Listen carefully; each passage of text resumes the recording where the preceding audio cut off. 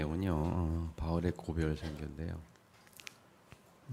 에베소에서 우리가 2년, 3년 동안 사역하다가 밀레데 건너와서 장로들 다시 부르면서 마지막 고별 설교를 하게 됩니다. 더 이상 못 볼 것 같으니까 고별 설교는 그런 내용이죠.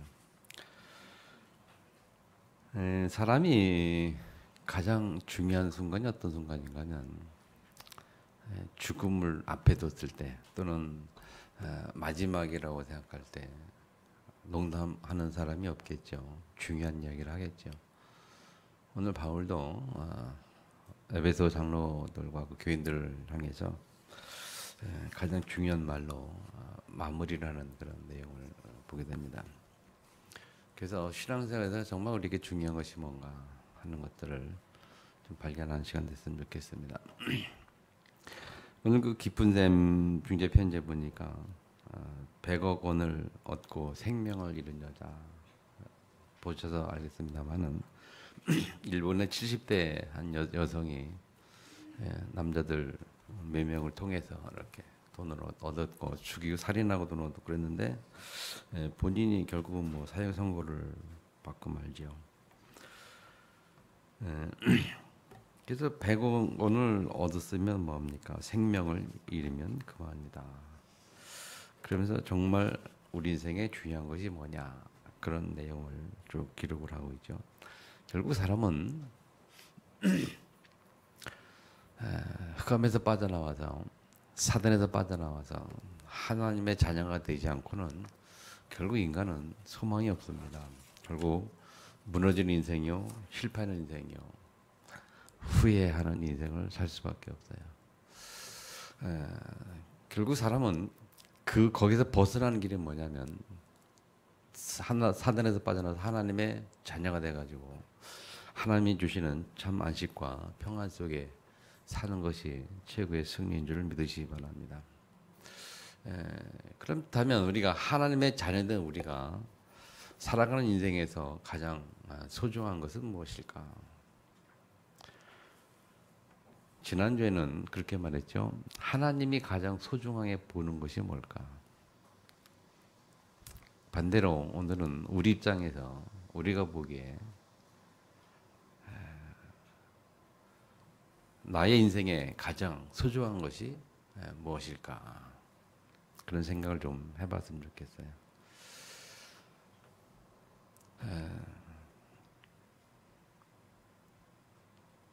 옛날에 그런 이솝 이야기 우화 있었던 일인가요? 보면 어떤 한 그 개가 막 도망가는 거예요. 도망가다가 다른 동물이 묻습니다. 왜 도망했더니 뭐 누가 쫓아온다고. 그래서 또 그러니까 같이 도망가잖아요. 또 가다 보니까 또 누가 물어요. 또 똑같은 얘기를 해요. 또 같이 막 도망가는 거예요. 막 도망가다 나중에 사자가 있었단 말이에요. 사자가 물었어요. 너 왜 그러냐 했더니 누가 쫓아온다고 그래 죽을 것 같다고 도망간다고 막 가는 거예요. 그래서 사자도 막 도망가려고 하다가 딱 생각해 보니까 아니 나보다 더 힘센 놈이 누가 있어 그래가지고 다시 돌이켜서 이거 누가 쫓아오느냐 했더니 사람들이 다 모르는 거예요. 그냥 누가 쫓아온다고만 생각하고 다 모르는 거예요. 그런 예화가 있는데 사람의 인생이 살아가는 게 그래요. 그냥 막 무엇을 향해 달려가는데 그 무엇이 무엇인지를 모르고 가는 경우가 많아요. 열심히 살긴 사는데 왜 열심히 사는지 무엇을 위해 살아가는지 그게 참 모르는 경우가 많거든요. 그래서 우리는 때로는 우리 인생을 잠깐 좀 점검해 볼 필요가 있어요. 무엇을 향해 가고 있는가. 그리고 늘 말씀드린 동안은 정말 중요한 것은 우리 인생에 정말 내가 목숨 걸 만한 가치를 발견했고 그 가치를 향해 가고 있는지 한 번쯤은 점검해 볼 필요가 있죠. 여러분 무엇을 위해 삽니까? 무엇 때문에 살아갑니까? 지난달에 거의 한 달 가까이 됐는데요. 충북대학교 행정학과 석사과정에 있는 그 몽골 학생들이 논문을 좀 이렇게 봐달라고 부탁을 받았어요. 제가 그 사람부터 간 게 아니고 우리 청주 시찰회에 목사님 한 분이 몽골 사역하다가 그 교회 권사가 이제 사역하면서 몽골 학생을 만났고 그래서 만나서 얘기하다 보니까 원래 다락방 같이 하는 한 친구가 있었고 그 친구를 통해서 다른 애들을 소개받은 거예요. 소개받아서 만나보니까 지금 당장 다락방 성경 말씀 공부하는 게 문제가 아니고 얘네들 현재 시급한 것은 논문이 시급한 거에 논문이 통과해야 되는데 석사학위 논문이. 근데 한 녀석은 거의 됐는데 한 녀석은 안 된 거예요. 그 이제 어떻게 막 그것 때문에 막 울고 뭐 난리 떴다 그래요. 근데 그 권사가 이제 생각해 보니까 그걸 먼저 도와줘야 다락방 하고 그러니까 뭐 도와주고 싶어가지고 생각하다 보니까 정석재 목사가 거기 행자가 나온 거를 옛날에 들은 기억이 났대요. 언제 들은지 모르지만 그래가지고 그 얘기를 그 목사님한테 했고 그 목사님 저한테 전화가 왔어요. 그래가지고 한번 좀 도와줘 했더니 글쎄 신경 쓰면 이게 힘들 텐데 뭐 좀 막 하도 그러니까 한번 보기나 보자 해가지고 만나서 이제 논문을 이렇게 도와주기 시작했거든요. 그래서 지금은 다 통과되고 잘 됐는데 근데 이제 몇 번 그 논문 써줘 이렇게 하면서 걔들한테 여러 가지 이제 이야기들을 하기 시작했거든요. 무슨 이야기냐면 이제 복음을 전하기도 하고 물론 그 다락방하던 권사님 복음 전에 영접을 했습니다만은 영접 제대로 된 것 같지는 않고 그래서 쭉 사는 이야기, 삶에 대한 이야기, 제가 대학교 때 생각했던 그런 것들 이야기 쭉 얘기하면서 쭉 대화하니까 영접은 아직 잘 안 된 것 같은데. 하여튼 그런 가운데 뭐라고 했냐면 이 아이들한테 너네들의 인생, 미래의 인생에 어떻게 무엇 때문에 살 것인지 무엇을 위해서 사는지 생각해 본 적이 있냐 그랬더니 또 다른 말로 왜 사느냐라고 물어보고 왜 사느냐 물어보고 무엇 때문에 사는지 생각해 본 적이 있냐 그랬더니 이 친구들이 깜짝 놀라면서 한 번도 생각해 본 적이 없대요. 한 번도. 나이가 애들이 30이 넘어요. 그 박사과정인데 30 넘는데 그 나이 동안에 한 번도 무엇을 위해 사는지 내가 왜 사는지 생각을 해본 적이 없대요. 그 질문 자체에 대해서 깜짝 놀라는 거예요. 그래서 내가 하도 어이가 없어가지고 어이가 없어가지고 막 얘기를 했는데 몽골 사람들이 또 그런 게 또 없잖아요. 있어요. 그쪽에 이제 유목민족 어쩌고 뭐 그래가지고 그 나라 특성상 문화 특성상 그런 것도 있습니다만은 하여튼 제가 질문했을 때 깜짝 놀라는 걸 보고 야 정말 그럴 수도 있구나 그런 생각했어요. 우리가 살아가는데 이렇게 내가 무엇 때문에 사는지 왜 사는지 무엇을 향해 가고 있는지 또 내가 일평생 살아가면서 쫓아갈 수 있는 뭔가 목적이 정해졌는지 목숨 걸 만한 가치를 발견한 뭐가 있는지 그런 부분들에서 생각 없이 사람들이 참 많아요. 우리 인생에 가장 무서운 사람이 누군가 하면요. 죽음을 두려워하지 않는 사람. 그게 제일 무서운 사람이죠. 옛날에 몇 번 얘기했습니다마는 서울이었던 목사님이 세신자가 왔는데 그 정보를 듣기는 이 조직의 그 조직의 보스였단 말이죠. 근데 딱 와서 앉아 있는 거 보니까 그렇게 뭐 등치도 좋고 이상이 험악한 것도 아니란 말이죠.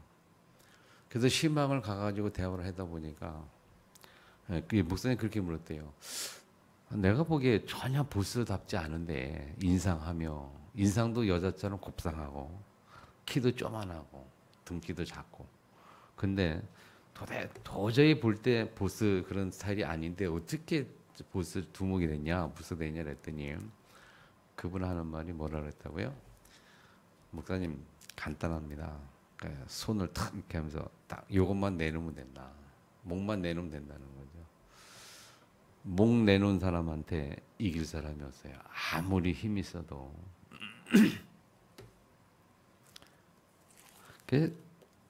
옛날에 싸움하는 친구, 어떤 친구, 제 친구도 한번 들은 적이 있는데, 그 친구도 키가 작아요. 조그만한데. 근데 누구한테 안 지는 거예요. 싸움을 잘해서 그런 게 아니고, 자기가 두 대를 맞으면, 힘없어요. 두 대 맞잖아요. 힘든 사람한테. 그냥 가만히 맞고 있는 거야. 맞다가 이제 다 때리면, 다 때렸냐고. 자기가 때리려고 딱 대들면 또 때릴 거 아니고, 또 때릴 가만히 있고. 그냥 끝까지 쫓아가는. 그래서 집에까지 쫓아가서 계속 불러내고 끝까지. 그런 사람을 이길 수가 없는 거죠. 그러니까 나 죽겠다 생각하고 끝까지 대들고 끝까지 싸우는 그런 사람이 이기는 거다. 여러분, 우리가 살아가면서 목을 내놓을 만큼 뭔가 갇힌 것을 발견하면 중요한 건 없어요. 그래서 여러분, 성경은 뭐라고 말합니까? 만일 사람이 온 천을 얻고도 제 목숨을 잃으면 무엇이 유익하리요? 마태복음 16장 20절 말씀이거든요. 다 얻고도 내 목숨을 잃으면 아무 유익이 없다. 오늘 기쁘셈 내용처럼 똑같죠. 그렇게 해서 100억 이상을 벌어도 사형 선고 받았으니 쓸 일이 없을 거 아니에요. 사형 선고 받아서 감옥에서 사형될 때까지 살 거니 그 돈이 무슨 소용이 있냐고 말이에요. 돈을 향해 가도 권력을 향해 가도 명령을 향해 가도 무엇을 해서 가도 그것이 나의 만족의 대상이 아닌 줄을 깨닫기를 주님으로 축원합니다. 이 세상의 모든 것은요. 아무리 좋다 할지라도 그것을 추구해서 살아갔을 때 그 이후에 남은 인생에 참 만족과 평안을 주는 것은 아니라는 것을 기억하셔야 됩니다. 예를 들어서 돈을 막 쫓아가도 돈 때문에 그게 근데 돈을 벌고 원하는 만큼 벌었어도 그것 때문에 우리의 안식과 만족이 회복되는 게 아니거든요. 일시적으로 그럴 수는 있어요. 그러나 궁극적으로 그러진 못합니다. 궁극적인 참 안식과 참 만족과 인생의 참 평안은 결국은 그리스도 안에 하나님 품 안에 하나님 안에 사는 품 안에서 삶의 만족을 찾고 삶의 안식을 찾고 그 안에서 삶의 목표와 이유와 그런 것이 결정이 되어질 때에 진짜 행복한 그런 것을 우리가 누릴 수 있음을 믿으시기 바랍니다. 저는 이 사실에 저는 확신해요.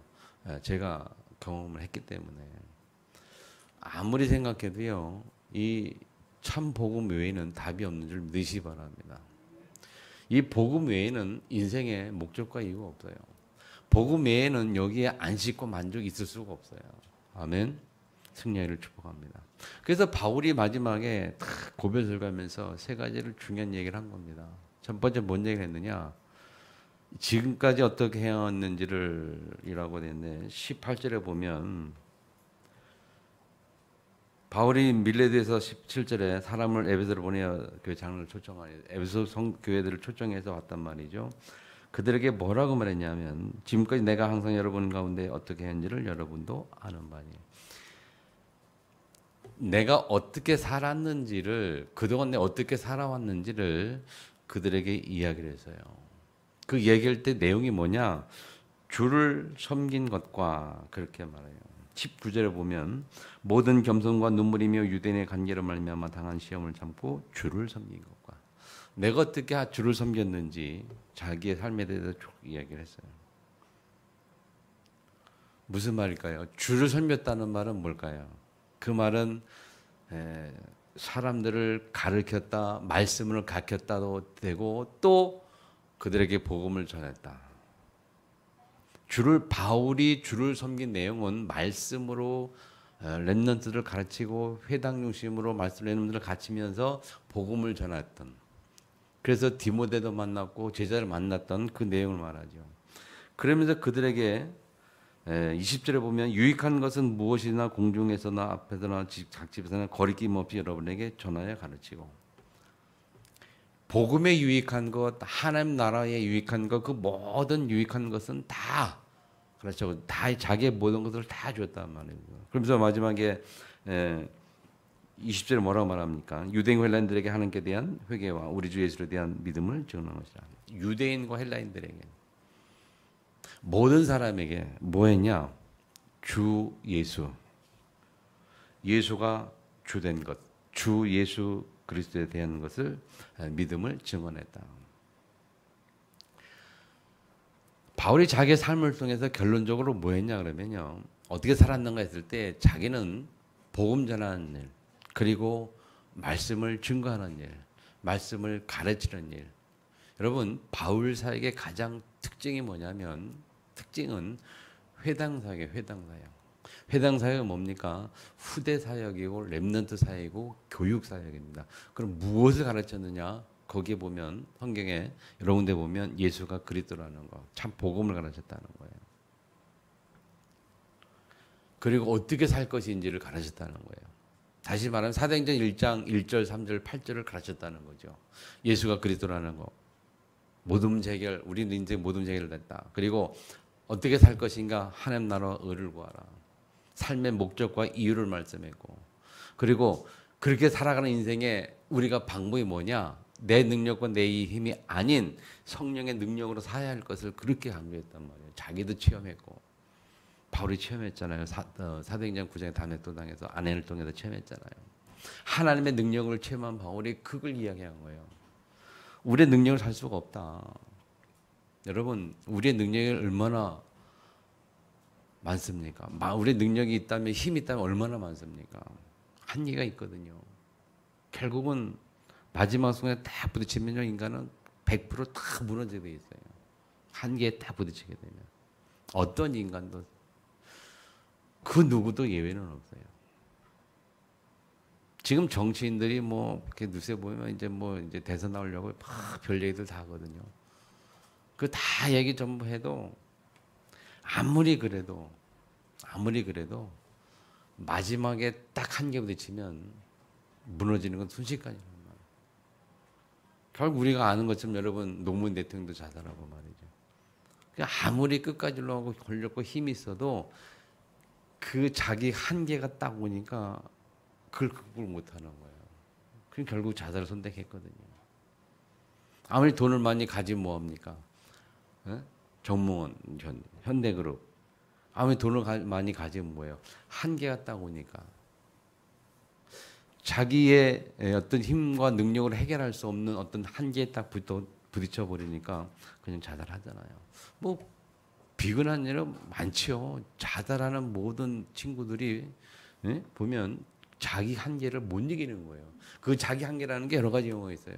외부에서는 압박감이 있고, 내적인 압박감이 있고, 인생에 대한 압박감이 있고, 삶의 의미에 대한 압박감이 있고, 여러 가지 이유가 있어요. 그런 이유에서 못 견딜 때, 답을 찾지 못할 때.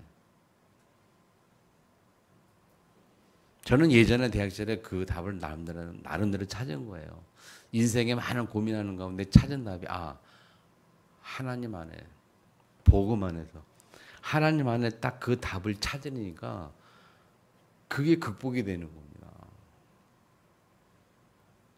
그래서 하나님이 원하는 삶을 살도록 결단과 결정을 통해서 하나님의 인도를 통해서 여기까지 왔거든요, 여러분.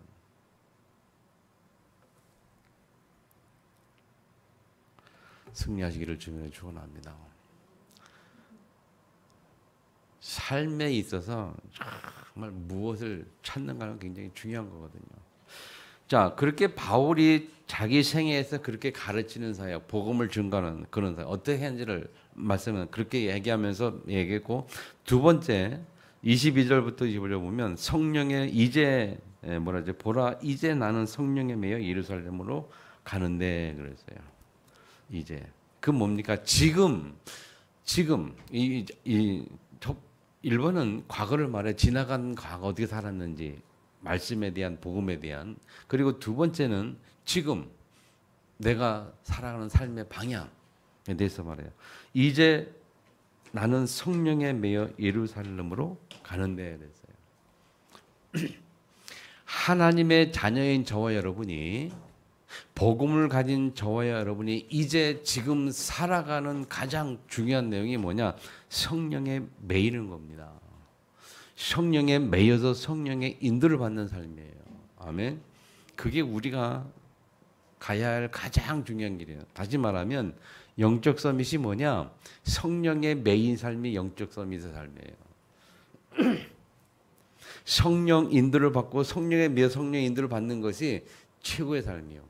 거지 사도행 2장 8절 말씀처럼 성령 충만한 것이고 성령 충만한 것이 우리 인생의 모든 한계와 무능력, 무력을 극복할 수 있는 가장 지름기고 확실한 방법이에요.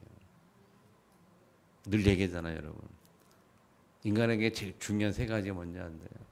무능력, 무기력, 한계. 이 세 가지는 절대 인간의 힘으로 극복할 수 없는 거예요. 경험하신 분도 있을 겁니다. 여러분, 한 사람이 한번 무기력해져 보세요. 끝이 없어요. 절대 헤어나올 수가 없어요.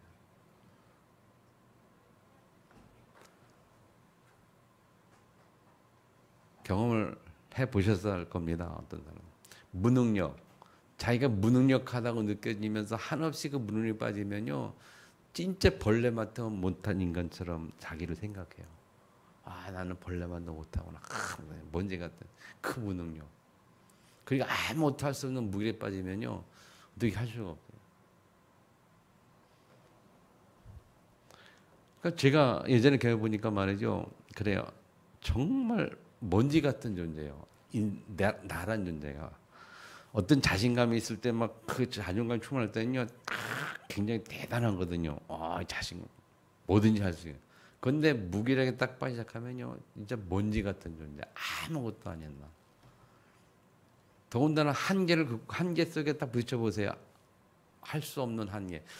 예를 들어서 여러분 지금 당장 돈이 5천만 원, 뭐 100만 원 이렇게 필요한 거야. 이거 없으면 뭐 그냥 난리나 뭐 집도 넘어가고 뭐 그런 우리가 어른들은 살아가면서 그런 한계 막 부딪히거든요. 정말 필요한데 내가 어떻게 할 수가 없어. 돈은 구할 수 없죠. 만들 수 없죠. 내일까지는 뭐 내야 되죠. 그런 부담감 속에 있을 때 느끼는 압박감이 얼마나 심합니까? 뭐 집은 너무 생겼고 뭐 너무 생겼는데 돈은 없고 이제 그때 느끼는 압박감. 여러분 우리가 그 세 가지는 절대 극복할 수 없어요. 근데 그것이 성령 충만 속에 성령인도 받을 때에 그걸 얼마든지 넘어갈 수 있고 승리할 수가 있어요. 성령 충만하고 하나님의 계획 속에 딱 있으면요. 뭐 돈이 없는데 뭐 있어야 되는데 없다. 그러면 그 하나님의 능력 계획 속에 딱 있고 성령 속에 있으면 그냥 지켜보고 기도하는 거죠. 하나님 어떻게 행하시는지를 하나님의 역사를 딱 이걸 통해서 확인하는 거죠. 그래서 그런 간증을 많이 하잖아요. 어느 어떤 교회가 뭐 건물을 계약을 했는데 어떻게 했는데 돈은 없는데 계약을 했단 말이에요. 그런데 언제까지 뭐 중도금 치러야 되는데 치를 길이 없는 거예요. 막 목사님 기도를 하는 거예요. 그래서 기도하는 거예요. 근데 압박감이 그게 할 수 없는 한계란 말이에요. 우리 능력은 없죠. 근데 중도금 며칠까지 내야 되죠. 안 내면은 이제 계약금 땡기고 그냥 끝나는 거죠. 뭐 그럴 때 막 하는데 간증하잖아요. 하나님이 그 중도금 마감 몇 시간 전에 그동안 몇십 년 연락이 없던 누구를 통해서 연락이 와가지고 어떻게 해서 하나님이 딱 지불하게 하고 그런 간증들. 그러니까 우리가 딱 복음들이 있다면요, 그게 하나님 역사 체험하는 거잖아요. 오래전 이야기인데요. 다락방 처음 시작하고 해외 팀 사역 처음 나갈 때, 해외 팀 사역을 처음 나갈 때 있어요. 그때 일본으로 우리 다락방에서 일본으로 해외 팀 사역 나갔어요. 그때 저도 기도하는 건데 막 마음이 오더라고요. 그래가지고 신청을 했어요. 간다고. 신청을 했는데 40만 원 왕복 비행기 40만 원인데 언제까지 입금해야 된다 그러는 거예요. 근데 돈은 없는데 입금해야 된다는 거예요. 저 복명동에 개척교회 처음에 개척교회 할 때. 그래 기도했지요. 뭐 하나님 뭐 돈 주시면 가고 아니면 못 가는 거고. 일단 간다고 희전했어요. 근데 본명께서 연락 와요. 돈 내라고. 그 연락 오는데 돈은 없죠. 그럼 내일 오후 3시까지 돈 내야 되는데 연락을 없는 거예요. 내일까지 내는데. 근데 그날 밤에 전에 다니던 교회 아는 청년, 후배 청년이 연락이 온 거잖아요. 전화 왔어요. 뭐 왜 그러냐 했더니 자기 청년에서 돈을 모은 게 있는데 선교 쪽으로 쓰려고 모은 게 있는데 기도하는데 내가 생각이 났다는 그때 이제 전도사 목사님이었구나. 목사님이 생각이 났다는 거예요. 하나님이 저를 생각하게 그쪽에 좀 주겠다고 하나님 저의 감동을 자기에게 그래서 전화했다는 거예요. 그게 얼마냐 했더니 딱 40만 원인 거죠. 그러니까 더도 말고 그냥 그 돈 딱 액수 딱 40만 원 맞춰가지고 받게 됐고 보냈어요. 그래가지고 일본 팀 사역을 처음 갔다 왔잖아요. 그게 98년도 언젠가 그렇거든요. 여러분 우리가 살아가면서 겪는 어려움들은 참 많은 거예요. 그때에 우리가 어떻게 살아남을 것이냐. 믿음 없이 영적 서밋이 안 되고는 참 힘들어요. 사는 게. 아멘. 그래서 오직 목적이 뭐냐? 영적 서밋. 지금 내가 어떻게 살아갈 것이냐? 영적 서밋. 여러분 바울이 그렇게 말했어요. 바울의 계획은 뭐냐? 자 22절에 보면 성령이 예루살렘 가는데 거기서 우리는 당한지 알지 못하더라. 성령이 각성해서 내게 증언하여 결박과 관의 날 기다린다 하나 내가 달려갈 길과 그랬어요. 내가 달려갈 길. 바울은 하나님 앞에서 자기의 달려갈 길을 알고 확신했어요. 그리고 주 예수께 받은 사명. 그 사명이 뭐냐? 곧 은혜의 복음을 증거하는 일을 마치려 하면은 그랬거든요. 바울이 하나님 앞에서 분명하게 인생의 목적과 방향을 가진 사람이었어요. 주 예수께 받은 사명, 나의 달려갈 길, 내가 어떻게 살아야 할지, 어떤 길을 가야 할지 바울이 알았다는 거예요, 여러분. 여러분, 하나님 앞에서 여러분 복음 가지고 하나님 앞에서 여러분의 미래를 놓고 어떻게 가야 될 길을 안다는 것처럼 참 축복이 없어요. 이걸 우리는 뭐래? 언약의 여정. 미리 보고, 미리 갖고, 미리 누리고, 미리 성취하고, 미리 정복하고, 보고 가는 거예요. 보고 가는. 낮에 달려갈 길과 그런 길 속에서 주 예수께 받은 사명, 그 은혜의 복음을 증거하는 일을 마치려 하면은 세 번째 뭐냐? 나의 생명조차도 조금도 귀한 것으로 여기지 아니한다. 그게 바울의 현재 삶의 방향이었어요. 하나님 내게 주신 사명, 복음을 증가하는 하나님 내게 주신 맡긴 일, 그 사명, 그 일을 마치려 하면은 조금도 생명조차 귀하게 여기지 아니하고 무조건 간다. 근데 그 전에 뭐랬어요? 성령에 매여 예루살렘 가긴 가는데 성령이 또 뭐라고 말하는가 하면 거기서 무슨 일을 당하는지 알지 못한다. 22절에 내게 성령이 내게 증언하여 결박과 환난이 나를 기다린다 하나. 성령에 매여 가는데 성령에서 말씀하시는 결박과 환난이 거기서 기다릴 거야 너를. 그러나 나는 가겠다 그 말이거든. 생명 내는 사람들은 무서운 게 없어요. 사람들은 대부분 이익을 따라 움직이거든요. 그러나 바울은 오늘 뭐라고 말합니까?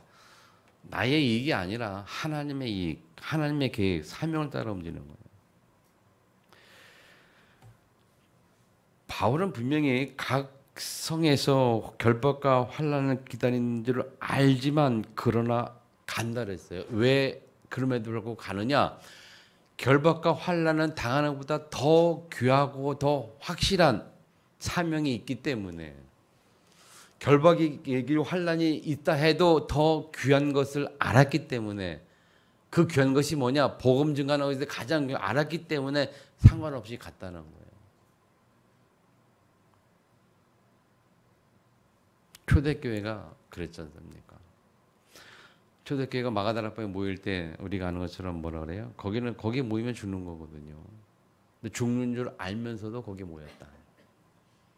아멘. 그거를 그냥 듣지 마시고 조금 지금 우리의 삶 속에 조금만 적용해 보세요. 죽는 줄 알고도 모였다. 그리고 초대교회가 로마를 정복할 때에 많은 일들이 있었잖아요. 사자 밥이 되고 카타콤베에서 원형경장에서 예, 뭐야 굶주린 호랑이 사자의 밥이 되는. 근데 그걸 그렇게 밥을 뻔히 알면서도 기독교인들이 예수가 그리스도인 사실을 말했고 증언했고 부인하지 않았어요. 너 안 믿기만 하면 돼. 부인만 하면 안 죽어. 그럼에도 불구하고 그들은 죽는 줄 알고도 불구하고 거기 모여서 자기의 신앙을 고백했던 거잖아요. 그러니까 죽는 줄 알고도 모였다. 역사 속에는 많은 선교자들이 있습니다. 그 선교자들이 다 그런 사람이에요. 죽는 줄 알고도, 그 말은 죽는 것보다 더 귀한 것을 알았다는 거겠죠. 아멘. 그래요, 여러분. 우리는 그 정도 우리에게 복음이 우리에게 경험되어지고 확인되어져야 합니다. 내가 가진 복음이 죽음보다 더 귀한 겁니다. 아멘.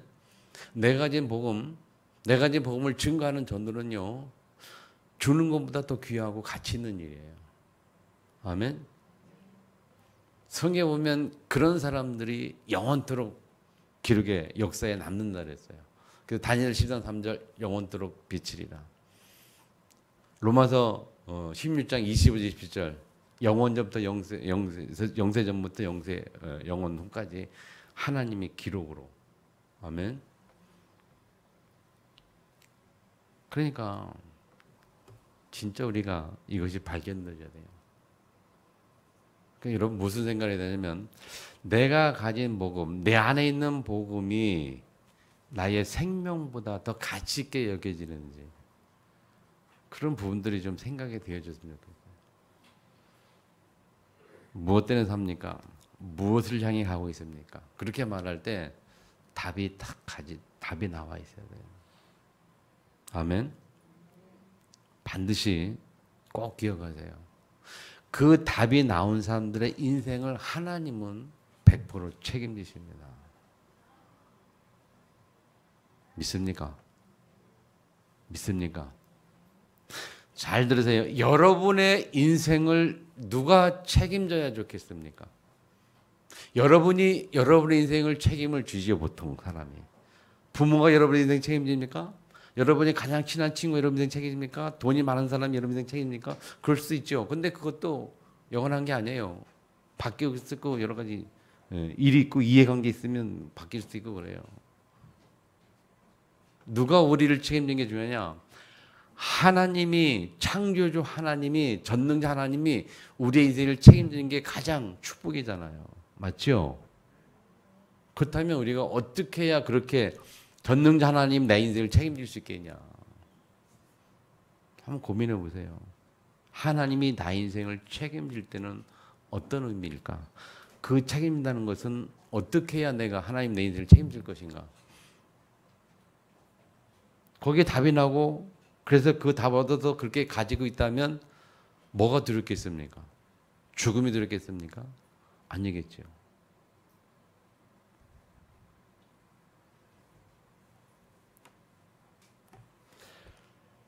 그래서 세 번째,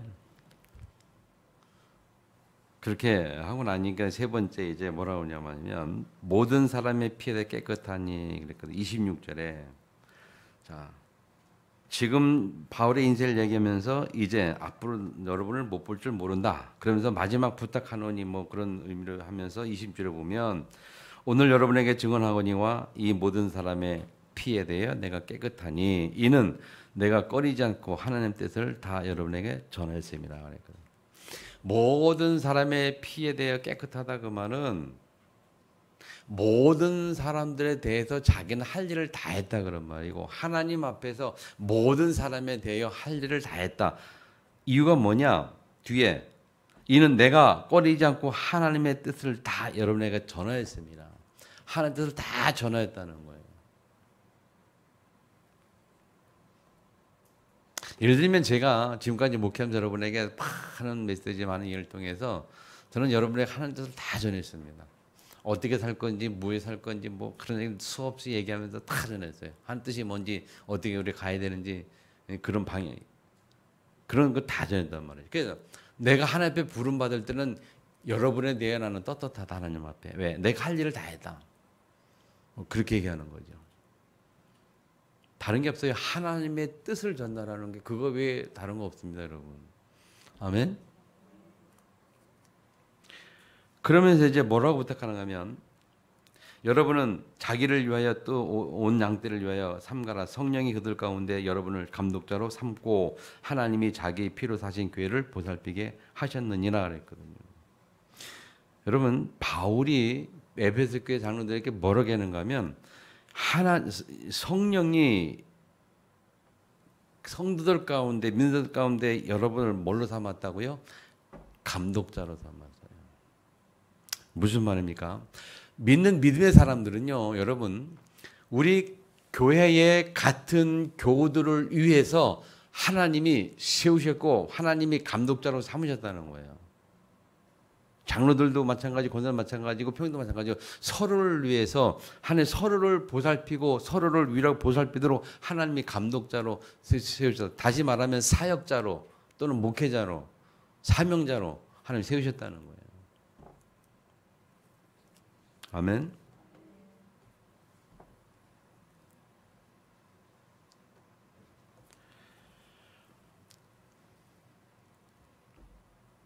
참 왜 그렇게 세우셨느냐? 그 뒤에 보면요. 내가 떠난 후에 사나운 이리가 여러분에게 들어와서 양떼를 아끼지 아니하며. 어떻게 해요? 사나운 이리가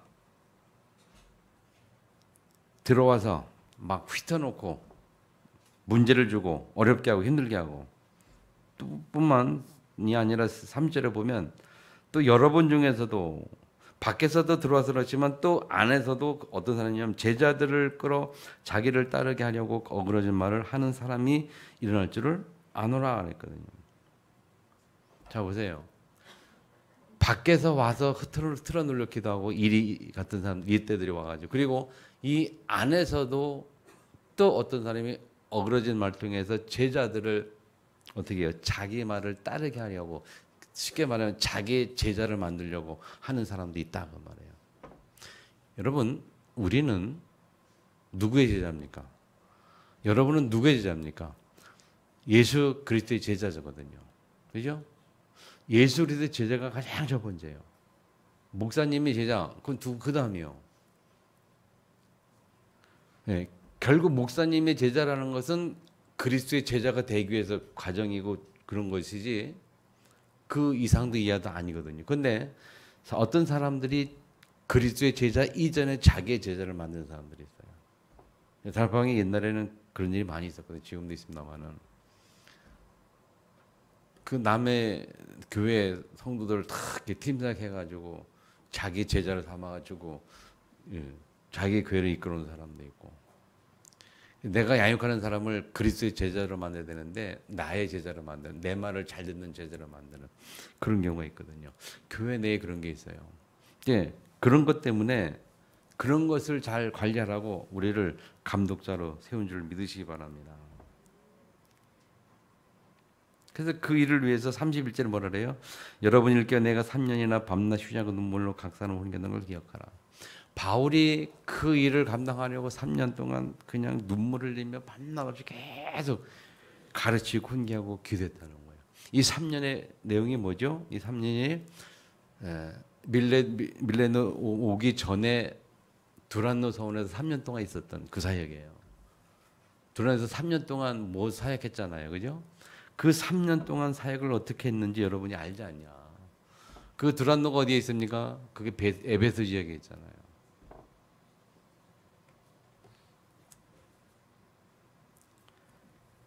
그러면서 그 사역할 때 중요한 내용이 세 번째입니다. 주는 것이 받는 것보다 복이 있다 하심을 기억해야 할지니라. 그래서 바울이 자기 사역을 위해서 내가 받은 게 별로 없다. 그냥 내가 나의 34절에 보면 내가 이 손을 가지고 내 손을 가지고 나와 동행하는 사람들이 쓰는 것을 충당하였고 그래서 여러분에게 모범을 보여준 것 같이 수고가 약한 사람들을 돕고 그렇게 사역을 했다고 말이거든요. 우리가 사역할 때 말이죠. 하나님이 거저 줬으니 거저 줘라라고 성경에 말했거든요. 그 사역할 때 뭔가 상대방의 보수를 받거나 유익을 이해해서 사역하는 게 아니란 말이에요. 근데 그런 사역을 하지 말라. 근데 그런 사역을 하는 사람도 있다 그런 말이에요. 반대로 말하면. 무슨 말씀이에요, 여러분?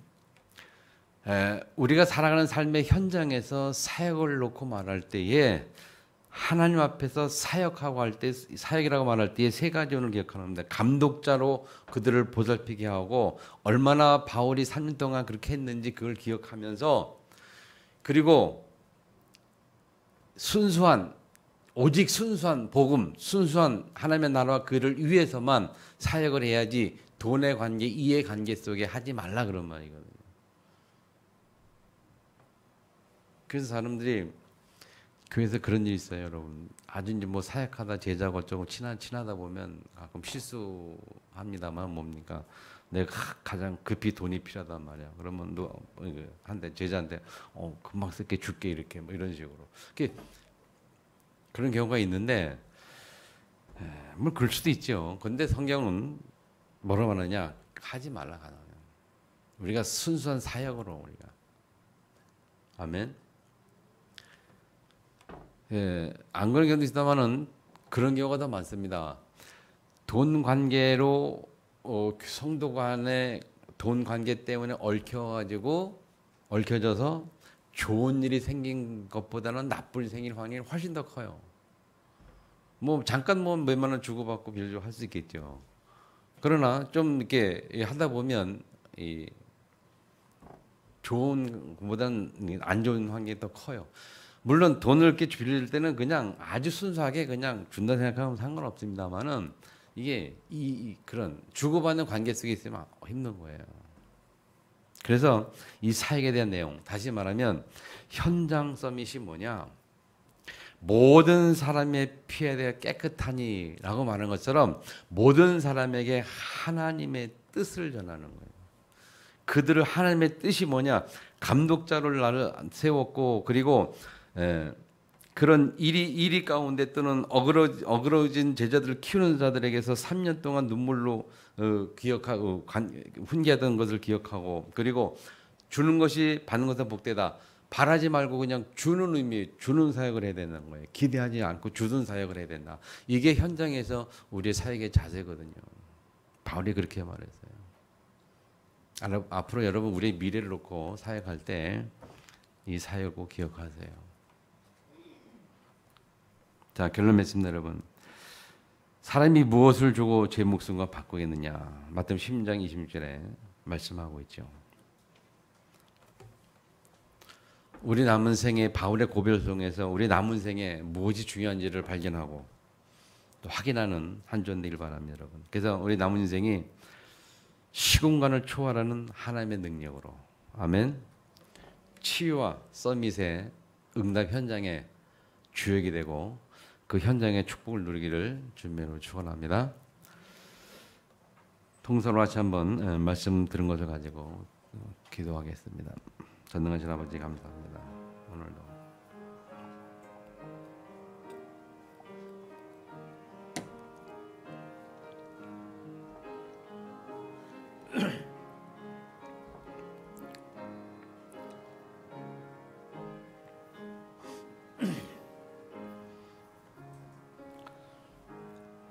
바울의 고비를 설교를 통해서 우리에게 은혜 주신 하나님을 찬양합니다. 하나님, 지금까지 우리의 삶과 그리고 우리가 지금 무엇을 행하고 있는지 그리고 우리 현장에서 어떻게 해야 할지 오늘도 승리의 말씀으로 주신 것을 감사합니다.